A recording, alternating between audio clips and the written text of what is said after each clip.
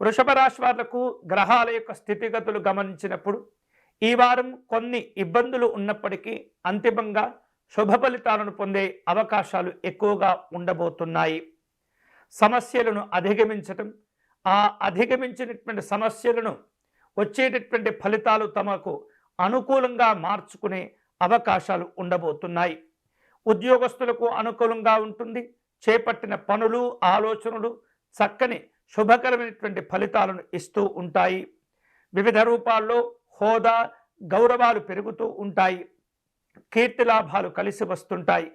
వృత్తి వ్యాపారాల్లో ఈ వారం ఆదాయ మార్గాలు కలిసి వస్తుంటాయి. మంచి అభివృద్ధిని సాధించుకోగలుగుతారు.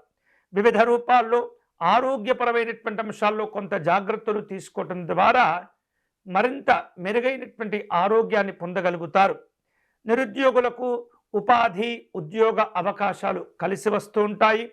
ఊహించనటువంటి విధంగా వస్తులాభాలను కూడా పొందుతుంటారు. ఈ వారం ఈ వృషభ రాశి వారు చిన్ననాటి స్నేహితులను కలుసుకునే అవకాశాలు ఉండబోతున్నాయి. కుటుంబ సభ్యులతో కలిసి దైవ కార్యక్రమాల్లో పాల్గొంటూ ఉంటారు. ఆర్థిక పరిస్థితులు కూడా మెరుగవబోతున్నాయి. ముఖ్యమైనటువంటి అవసరాలు కూడా ఇతరుల యొక్క సహాయ సహకారాల వలన వాటిని పూర్తి చేసుకోగలుగుతారు. వ్యక్తిగతమైనటువంటి అభివృద్ధిని సాధించుకోగలుగుతారు. ఆర్థికంగా ఎదుర్కొంటూ ఉన్నటువంటి సమస్యలు కూడా తొలగిపోతూ ఉంటాయి. ఈ వారం అదనపు శ్రమ పెరగబోతుంది. ఎక్కువగా కష్టపడే కొన్ని సందర్భాలు ఎదురవుతూ ఉంటాయి కూడా. ఆ శ్రమను మంచి ప్రయోజనాలుగా మార్చుకోగలుగుతారు. కుటుంబంలో వివాహాది శుభ కార్యక్రమాల కోసం తగినటువంటి ఏర్పాట్లు చేసుకుంటూ ఉంటారు. దూరపు బంధువులను కలుసుకుంటారు.